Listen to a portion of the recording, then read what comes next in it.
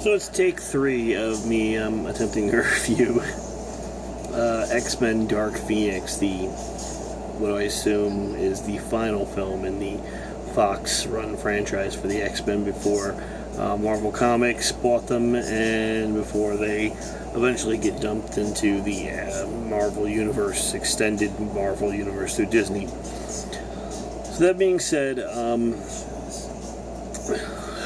the reviews of this movie were just fucking brutal to no end. And if anybody's wondering, I'm also in the middle of watching Monday Night Raw, which is brutal to no end as well. But at any rate, it's so fucking bad. Raw is so boring. I'm just decided to record this video for X-Men Dark Phoenix. So I saw the movie, and I think I basically saw the movie on the concept of we had free tickets, so we might as well use them for something. And since the reviews for Dark Phoenix were so bad, why not use them for this? So I went to go see it, and frankly, the reviews for it are just brutal on any given site you read. It's not that bad. It's not a good film by any means. It's easily one of the worst of the X-Men movies.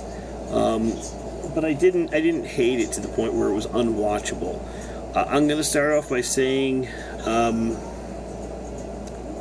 it is not close to an adaptation of what the classic comic book story is. I mean, it is very loosely, but obviously it's a more dramatic retelling of that story set in the X-Men movie universe. The acting was fine. The story wasn't horrible. It had some parts to it that just didn't really work. But I think the biggest issue for me watching this was a very simple concept of the name of the film is X-Men Dark Phoenix. That's got to be the villain, right? Not necessarily. And that was where my biggest issue was with this film. Either you're making Jean the Dark Phoenix and she's the villain of the film, or she's not. And they kind of just flip-flop back and forth over the whole movie as to who is, whether she's the villain or not. And here's the way I'm going to explain this. It's kind of broken down into 3 acts. There's the first act where something bad happens to Jean and she starts turning bad. And by the end of the first act is a big dramatic moment where obviously things have changed. I'm not going to give you too much detail on it because I don't want to really go into spoilers for it, but let's just say that they had to have a moment where Jean goes beyond the pale, where Jean goes and does something that she shouldn't, clearly a good person does not do anymore. Okay? And needless to say, it causes ripples throughout both the X-Men and any evil mutants. And it kind of sets the second act into motion. And the second act into motion is basically it's lines divided kind of situation.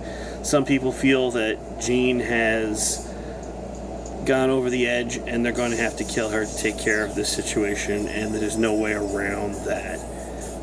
Another group of mutants, both evil and good mutants, basically they decide that Jean doesn't need to die. We need to save her.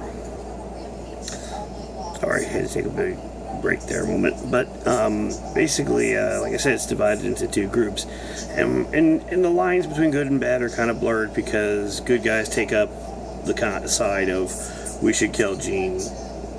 Bad guys take up the side of, well, not really. They really didn't pick up the side that we should save Jean. But, the point of it is they kind of blurred the lines a little bit as to what we do. Do we help Jean? Is Jean a victim or is Jean a killer?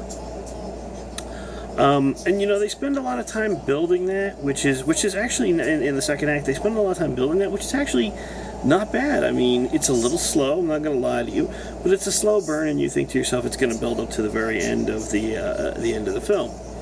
But The problem they had here is also in the second act we get introduced to these aliens in this film, and I'm going to be honest with you right off the top of my head, I'm not familiar with these aliens at all in the comic books.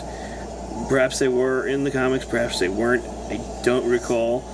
I don't ever remember them being in these comics, and to be honest with you, I stopped collecting X-Men comics a very long time ago too, so maybe it's something new. But they kind of introduced these aliens in the second act who are also after the power of the Phoenix, who they kind of transfer any tension that they had placed on Jean onto these aliens. So essentially, you have this big build-up in the first act to Jean being evil. She does something completely awful that goes past the pale of what should be done as a hero and what a hero would do. And you spend the second act, some people trying to hunt her down, some people trying to help her. And you have this yet another big emotional moment where they kind of implore Jean's humanity. Listen, this is where... this is who you are. You don't have to be this thing. You can fight this. You can, we're your family. We love you. That kind of situation. And it kind of is a turning point in the film where they flip this and say, okay, well, Jean's not such a bad person. She actually does stop herself at this point and control herself at this point. And we're transferring part of the Phoenix Force onto the leader of these aliens that is there, who's been following her around and trying to manipulate Jean into doing awful things. But mind you, this alien didn't even manipulate Jean into doing what she did at the end of the first act. So basically what it was is they wanted to give a villain, a true villain, a power equal to fight Jean at the end of the film to set up the end of the third act. And to me, that's the biggest crime this film actually does offer, is you've set a movie called Dark Phoenix. It's about Jean Grey turning bad, and you have her turn bad, then you have her turn back, and then you have everybody fighting to protect her by the end in the third act, which was really, you blew this emotional moment, this emotional Jean, come back to us, we love you, you're our family, we understand what you're going through, we can get through this together moment. You blew this moment at the end of Act 2 to set up a Act 3 that was basically like, here you go, we know we said Jean is the villain of this film, we know this is going to be the main portion of this movie, but by the way, here's another villain that we're going to just throw in here to transfer the heat onto, so we can, 2/3 of the way through the movie, flip Jean back to being a good person again. What's the fucking point? It would be like having, in the regular Marvel universe, having our villain, our main villain, instead of him being Thanos, it turns out to be somebody else.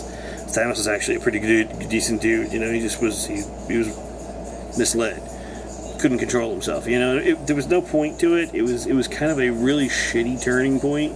To turn Jean, turn her back again, and then do this whole third act where they're defending Jean, and in the last few minutes of the movie, Jean kind of pulls herself back together and everything is good. So, to me, now don't get me wrong, I'm going to spoil the end of it, obviously, a little bit. Obviously, there's a big sacrifice by Jean at the end of the film. And that's where it's supposed to be the big turning point of the movie to get everything back again. But to me, that was the gravest error this movie made. You can take a story and you can change it around. Obviously, it's not going to be the same as the comics. Obviously, it wasn't exactly the same as X-Men Last Stand. It has similar beats to it, but you took a movie that was supposed to be about Jean Grey turning evil, and you just completely scrapped the plot halfway through the movie. And I understand some of what I understand. That kind of happened anyway. They were rewriting it on the fly because had originally a very similar ending to Captain Marvel. But to me, that was the biggest issue with X-Men Dark Phoenix. It's kind of a shitty way for the franchise to end. And I'm looking forward to whatever Marvel has to bring to the table with it, because Marvel seems to get what they're doing with these characters as opposed to Fox, and Fox really didn't seem to understand it. And I'm not going to shit on the X-Men movies because I enjoyed a bunch of those, including Apocalypse, which a lot of people hated. But overall, Dark Phoenix, just not as good as it should have been. A really crappy ending to the Fox legacy of the X-Men films. And my absolute favorite part of the entire movie, Quicksilver is in like the first third of the film, then just fucking disappears. He just fucking disappears. I mean, he kind of gets thrown around in the battle with Jean Grey, the first battle with Jean Grey. But it's not like they say he got hurt or he was injured or anything like that. He just fucking literally disappears for the rest of the film. And then shows up at like the very last few scenes, walking through the X-Mansion, telling some kids who are running to slow it down. Why was he even in the fucking movie at this point? Honestly, it was ridiculous. Just overall, just a disappointing film overall. I mean, I'm not going to say I hated it, but it's going to be one of the movies I least watch in the X-Men franchise from Fox. There's a review of Dark Phoenix for the Cheeser Mill.